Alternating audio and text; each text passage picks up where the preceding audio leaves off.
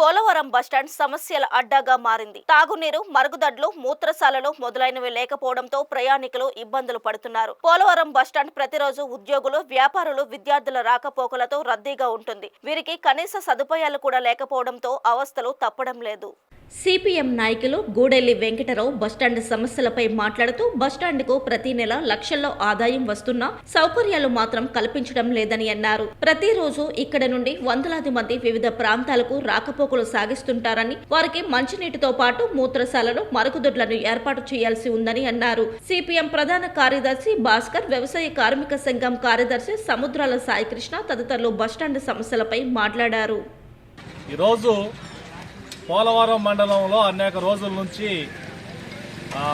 ప్రజలు పడుతున్నటువంటి ఇబ్బందుల్లో ప్రధాన ఇబ్బంది బస్టాండ్ దగ్గర మరుగుదొడ్డు. ఏటిగట్టు దగ్గర ఉన్నటువంటి బస్టాండ్ ఏదైతే ఉందో ఈ బస్టాండ్కి వచ్చినటువంటి మహిళలు, పిల్లలు, పురుషులు ఎవరైనా కావచ్చు, కనీసం బాత్రూమ్కి వెళ్ళాలంటే అత్యవసర పరిస్థితిలో ఇక్కడ బాత్రూమ్ లేనటువంటి పరిస్థితి. చుట్టుపక్కల ఎక్కడా కూడా అనువుగా ఉన్నటువంటి ప్రాంతం కూడా ఏం లేదు.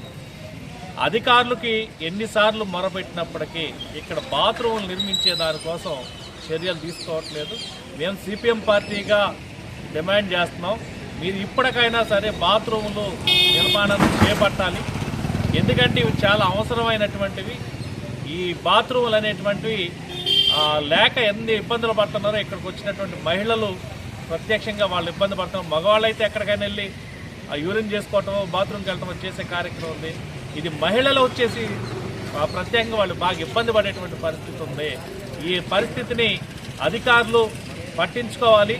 అలాగే స్థానిక ఎమ్మెల్యే ఎవరైతే ఉన్నారో బాలరాజు గారు కూడా దీని మీద దృష్టి కేంద్రీకరించి పోలవరం ఏటిగట్టు సెంటర్లో ఉన్నటువంటి బస్టాండ్ దగ్గర మరుగుదొడ్లు ఏర్పాటు చేసి ప్రయాణికుల సౌకర్యార్థం సహకరించాలని ఈ సందర్భంగా కోరుతాం. మేము బస్ స్టాండ్కి వస్తే మహిళలు బయటికి వెళ్ళాలన్నా, బయటకు వెళ్ళాలన్నా చాలా ఇబ్బందిగా పడుతున్నాము.